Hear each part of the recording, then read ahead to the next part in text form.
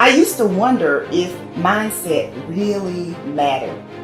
I thought that success was all about talent and skill set, but I came to realize that someone who is great at what they do can quickly be bypassed by someone who is less talented but more confident. Remember this, confidence attracts, but unbelief repels. So if you have a mindset that you are average or that you never get great opportunities, without realizing it, you are creating your reality. Many of the people you look up to, they are not super smart or super talented. You are just as smart and talented as they are. They just latched onto their dream and developed the mental fortitude necessary to keep going when they were feeling the frustration that you might be feeling right now. A belief can create the disease as much as a belief can create the healing. And I go, so the significance of this is profound because nobody talks about the negative belief. And I go, negative beliefs are powerful. It's called nocebo, as you mentioned.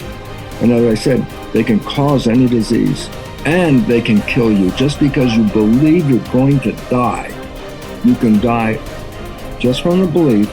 We always have to update our versions about reality because it's the only way that we adapt.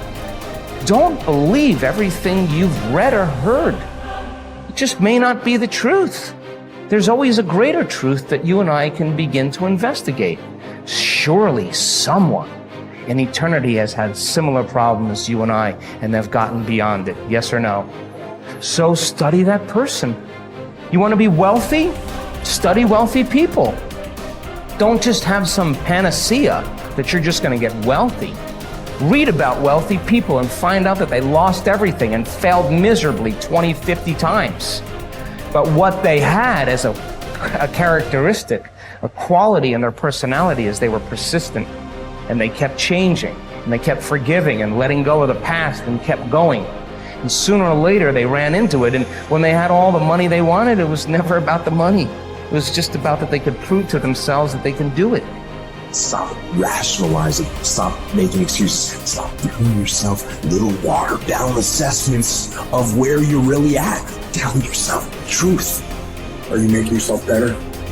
Or are you making yourself worse? Are you moving forward or are you moving back? Anything that you have that you feel is a negative, it doesn't matter. Anything you feel it's a positive, it doesn't matter. We're still the ones that make the decisions, and we're the ones that move the needle because no one's doing it for us. We want to change the world, we decide we're going to change it. We want to change the economy in our home, we have to decide.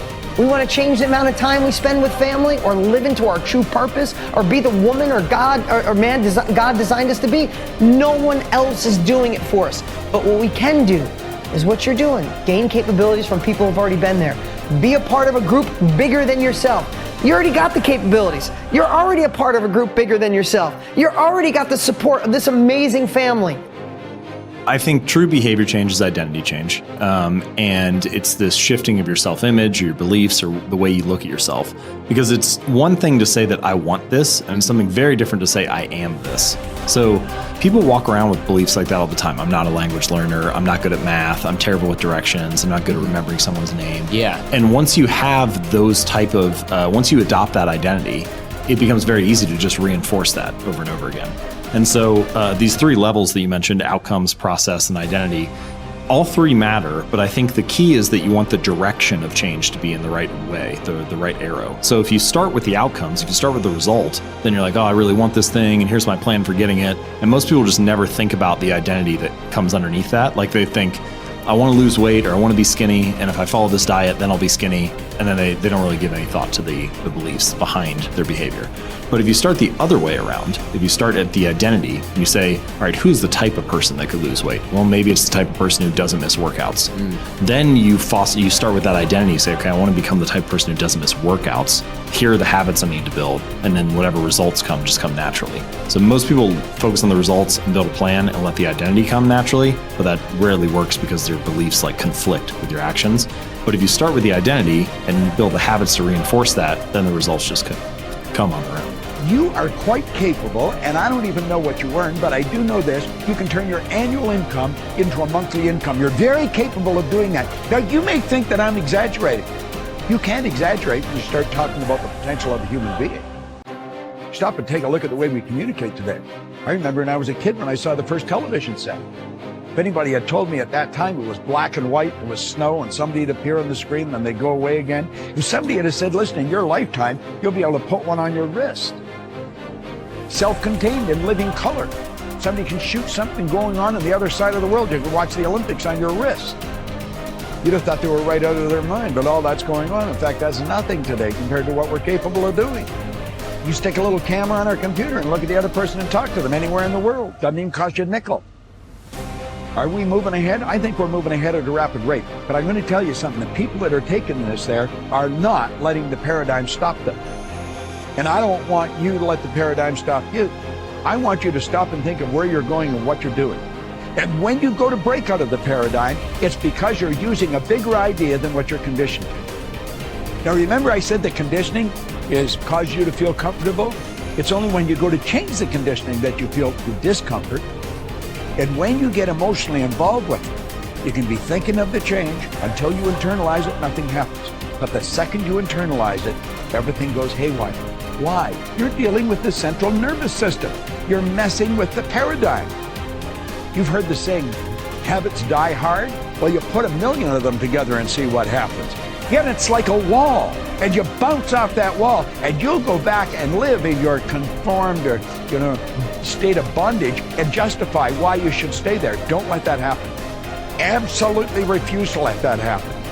If you've got an inspiration to move, to quit your job, to start a business, whatever you want to do, step out and do it.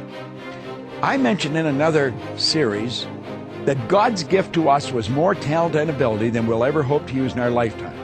And our gift to God is to develop as much of that talent and ability as we can in this lifetime. The future belongs to the risk takers, not the security seekers. Life is perverse in the sense that the more you seek security, the less of it you have.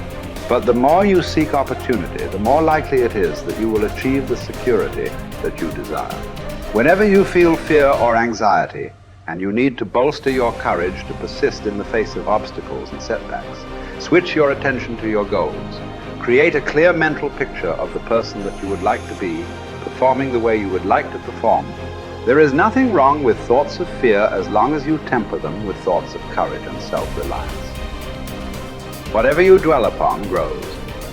So be careful.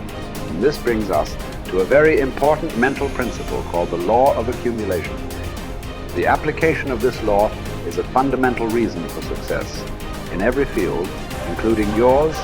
This law says that every great life or great career is an accumulation of hundreds and perhaps thousands of efforts that nobody ever sees or appreciates. Great success is the result of countless hours, maybe even months and years, of preparation and hard work toward the goal of becoming very good at what you are doing. This law of accumulation says that life is very much like a balance sheet with both credits and debits. Every time you do something positive to enhance your abilities and to improve your life, you get a credit on the credit side of your ledger. Each time you waste your time or neglect to take advantage of an opportunity to learn and grow, you get a debit on the debit side of your ledger. Here's the key. Everything counts. Everything that you do or fail to do is written down and totaled up on your balance sheet. Everything that you do or fail to do counts in some way. Nothing is neutral. Everything is either moving you toward a better life or moving you away from it. Everything counts. A successful, happy, self-confident person is an individual who has consciously and deliberately built up a lot of credits on his or her balance sheet. An unhappy, negative, or insecure person is a person who has a lot of debits on his or her balance sheet, because the only things that count are your actions.